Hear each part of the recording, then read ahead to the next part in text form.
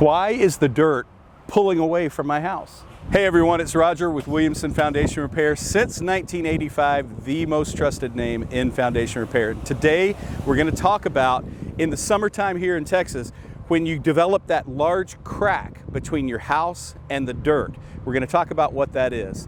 So first of all, we've got an example here. Now, this isn't a house, but it's the same principle. Now, if you look down in this crack, what you'll notice is that there's a large gap has opened up. It's not because the concrete has shifted, and it's not because dirt has suddenly started falling down under the concrete. Here in North Texas, our soils have a lot of clay content. When they get dry, they shrink. So as this soil dries, it's actually shrinking away from the foundation of the house.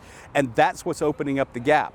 So when you see that crack start to open up between your house and the dirt, what it's telling you is that your yard desperately needs water, and particularly around the foundation. Now, you don't want to put water directly in the crack. That's actually can create more harm than good.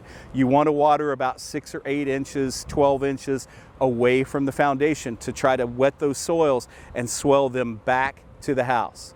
Now, if you have a small crack, you can probably swell those soils right back up against the house. If you wait till it gets this large, chances are during the summertime, you're never going to be able to get that soil all the way back, but it doesn't mean you shouldn't try.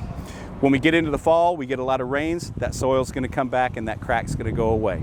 So you don't want to be putting dirt down the crack. You don't want to be putting water down the crack. You want to water about 6 to 12 inches, 8 inches is that sweet spot, away from your foundation.